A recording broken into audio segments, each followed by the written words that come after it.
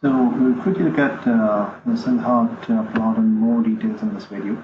So essentially we looked at how the Silhouette width was calculated, and this is a metric which is based on dissimilarity and not similarity. So that's the difference between any of the standard correlation tests, where we try to find the similarity or how similar two observations are to each other, or how closely they resemble each other in terms of the static and dynamic tendencies.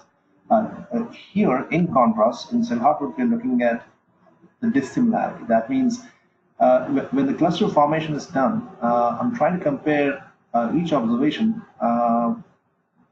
and take a look at the cluster that it currently belongs and compare how much conflict that exists between this observation and the rest of the observations that belong to a cluster. It's like resolving a conflict. So you have members who belong to a certain group, for example, and members who would belong to who could have belonged to any other group, but that other group is the neighboring cluster.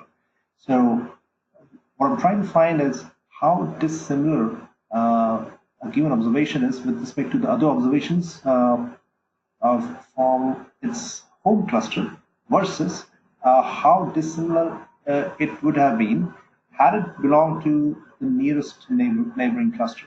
And that difference is then scaled by the maximum of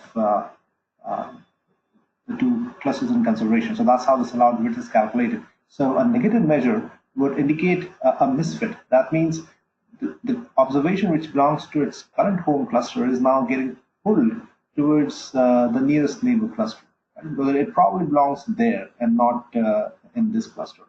And if the width value is positive, in that case, it doesn't need to get pulled up into the neighboring cluster because it probably is able to resolve the conflicts with its home group so that they're not that much compared to what would have been had it belonged to the nearest neighbor cluster.